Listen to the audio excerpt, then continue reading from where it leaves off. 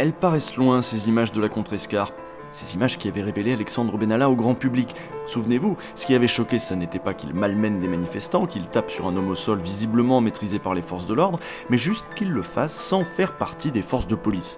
Alors on monta une commission pour poser des questions, qui savait, qui ne savait pas, qui était responsable de cette situation.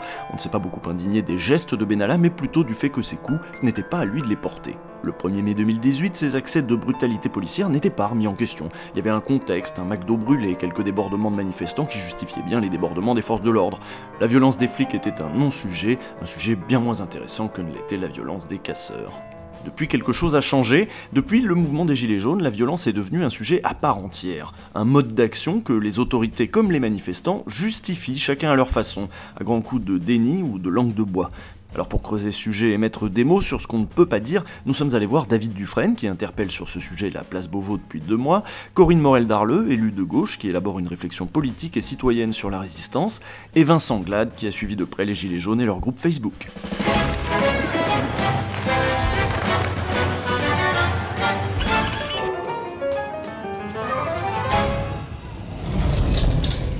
Moi, je comprends la violence, enfin... Pardon ? Je comprends la violence. Je comprends la violence. Vous comprenez la violence ? Oui, je comprends la violence des Gilets jaunes. Ils manifestent, ils voient leurs amis, leurs camarades, ils sont exaspérés par leur situation sociale. Pas vous laisser... Enfin, c'est votre avis. Mais comment vous comprenez le boxeur professionnel ? Je comprends, j'ai fait quelques manifestations, je vois qu'ils sont pas aguerris. Mais vous comprenez le boxeur professionnel qui est à terre ? Il le dit lui-même, c'est compréhensible. Il dit, la colère m'est montée, j'ai mal agi. Il dit lui pour je n'aurais pas dû. Mais il fait un mea culpa. C'est cet extrait du philosophe Vincent Cespedes sur un plateau de CNews qui m'a amené à faire l'émission d'aujourd'hui. Vous aurez noté comme moi le rappel à l'ordre de l'animatrice Sonia Mabrouk, dès lors qu'il fut question de comprendre la violence des Gilets jaunes. Cespedes ne disait pas la cautionner, encore moins l'encourager, il disait juste la comprendre. Est-ce que vous comprenez aujourd'hui qu'on puisse mettre à terre un policier et qu'on le frappe alors qu'il est à terre ? Je dis pas bravo, je n'applaudis pas, c'est condamnable, mais je le comprends. On a affaire à un peuple. Mais toute l'histoire de France... C'est pas une réaction d'être humain. Enfin, c'est une réaction bestiale, c'est pas une réaction d'être humain. Non, mais c'est compréhensible, l'exaspération. C'est compréhensible de quoi ? Et c'est ainsi que tout le plateau lui est tombé dessus. Il venait de franchir une limite, il avait dit sur la violence ce qu'il ne fallait pas dire. Alors ça m'était arrivé à moi-même aussi il y a un peu plus d'1 an, j'avais évoqué la violence contre les forces de l'ordre comme un moyen de débloquer la démocratie, et on m'était tombé dessus de toutes parts, surtout depuis l'extrême droite. Or aujourd'hui, même à l'extrême droite, on nourrit la cagnotte du boxeur d'Étinger, on l'applaudit, donc quelque chose s'est débloqué dans la société française et les propos de Vincent Cespedes ne choquent plus que les costards et les tailleurs des plateaux télé. Comment vous expliquez qu'on puisse soutenir... Qu'est-ce qui pousse les gens à soutenir ces formes de violence politique qui d'habitude auraient décrédibilisé le mouvement totalement ? Je pense au mouvement pour la loi travail, les violences n'étaient pas du tout traitées de la même manière, n'étaient pas du tout perçues de la même manière.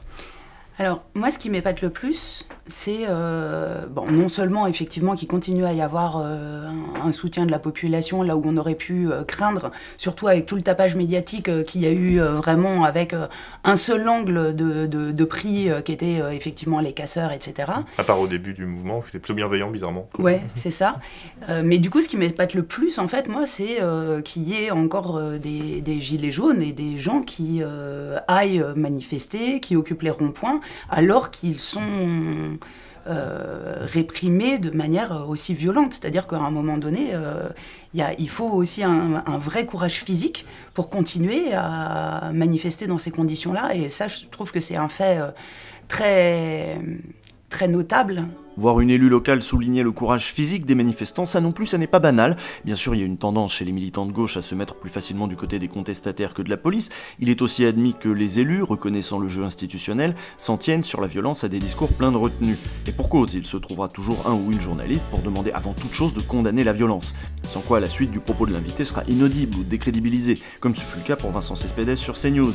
Ou comme c'est le cas ici quand Juan Branco évoque l'épisode du Fenwick de la rue de Grenelle. À un moment, quelques-uns ont décidé, dans un geste complètement délirant, vous entendez mes mots, et carnavalesque, ont décidé d'aller... Et condamnable ? Délirant. Moi, délirant, c'est pas condamnable. Mais je suis pas procureur, vous non plus, je pense, non ? Branco, proche des Insoumis, est un des rares à théoriser son rapport à la violence. Pour lui, c'est un répertoire d'action légitime et nécessaire. Aujourd'hui, la seule façon de provoquer un changement, c'est de faire trembler ces gens.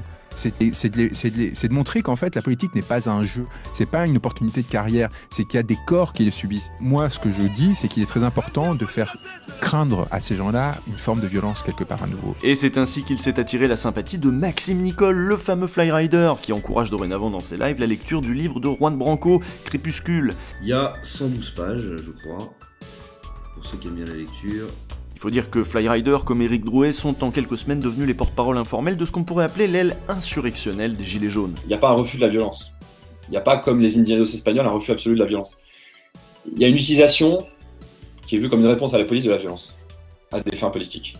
Et surtout un modèle de l'insurrection qui est inspiré de 1789. Et quand Éric Drouet disait on va marcher sur l'Élysée, il ne savait pas du tout ce qu'ils allaient faire, comment ça pouvait se passer, mais le but était de faire tomber le pouvoir, quoi. C'est ambigu, certains peuvent dire c'est un appel à l'insurrection, d'autres peuvent dire on va aller vers l'Élysée, donc c'est toujours un peu ambigu, chacun met un peu ce qu'il veut. Mais on voit quand même souvent, dès qu'il y a un débat sur la violence, sur les groupes Facebook, c'est toujours bon, il y en a un peu marre d'être pacifiste. C'est toujours la phrase qui revient. Il y en a marre d'être pacifiste. Au bout d'un moment, ça va. Cette ligne insurrectionnelle est toujours soutenue par beaucoup de monde sur les réseaux, et pourtant, dès lors qu'un gilet jaune est invité sur un plateau télé, ce qu'on va lui demander, c'est évidemment de se désolidariser des violences. Moi, je déplore toutes les violences.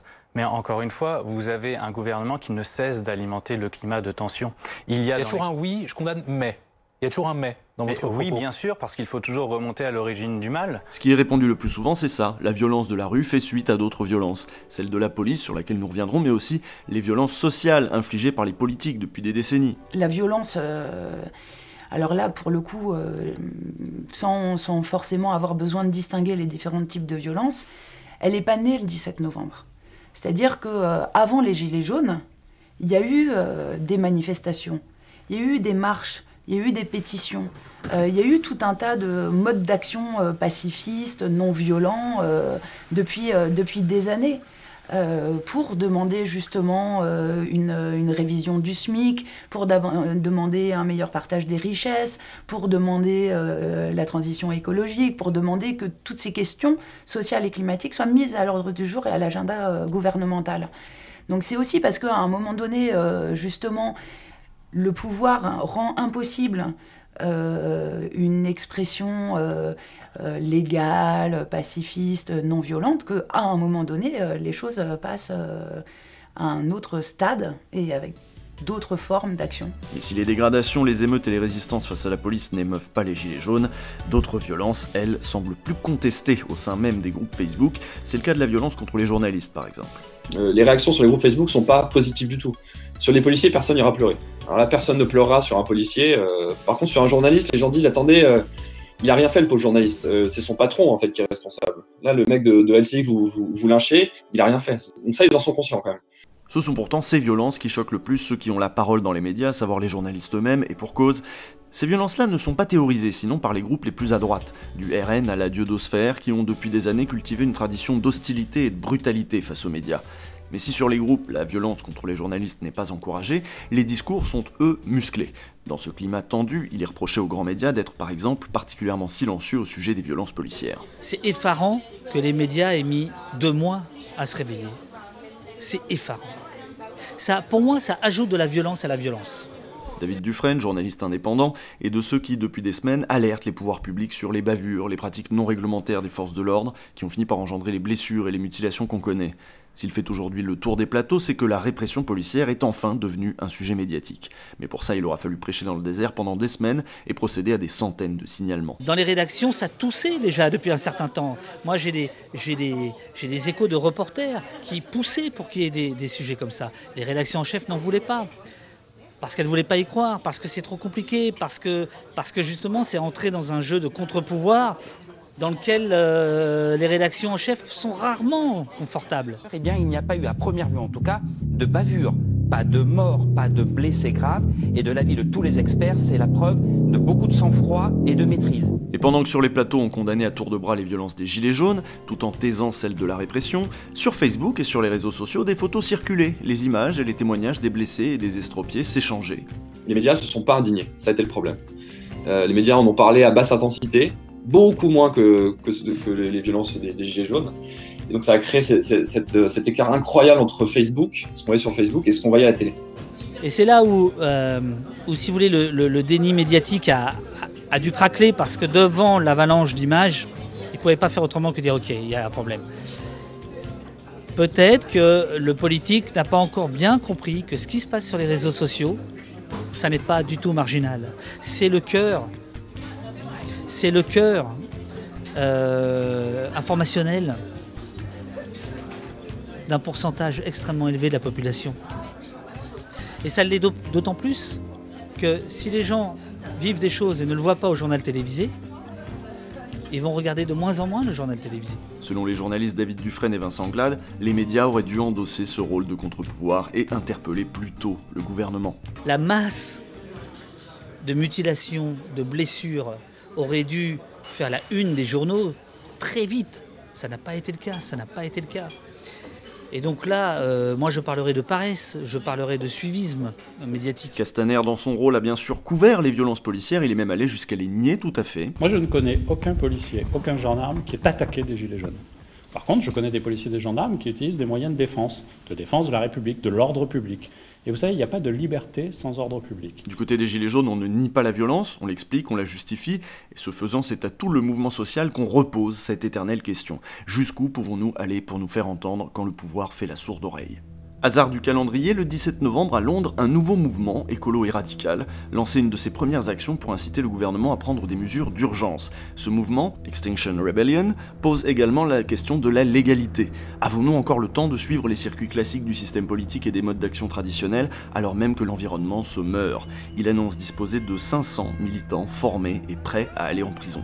Corinne Morel-Darleux suit ce mouvement avec intérêt.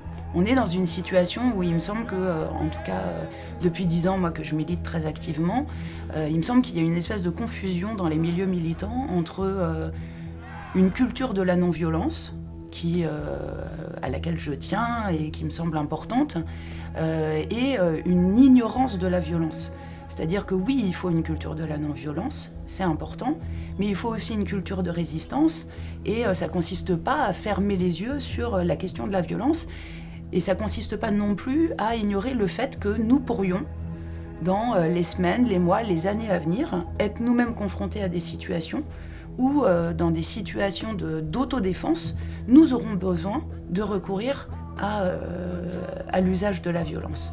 Et je pense que c'est hyper important qu'on se pose la question aujourd'hui et qu'on la sorte de cette situation un peu de tabou dans laquelle elle est aujourd'hui. Parler de violence et s'y préparer, c'est pas faire un appel au massacre, c'est juste aussi regarder en face la situation dans laquelle on est aujourd'hui. La question de la violence se pose donc dans un contexte d'escalade permanente. Les erreurs successives, les bricolages de Macron et Castaner n'ont rien calmé, pas plus que les premières sessions du grand débat, et plus les blessés s'accumulent, plus il sera difficile de dialoguer ensuite. Plus le tragique s'invite, moins il est possible de construire, de s'entendre, de négocier, bref, de faire de la politique. Et c'est dommage parce que finalement, faire de la politique et avoir leur mot à dire, c'est tout ce que demandaient les Gilets jaunes. À lundi prochain.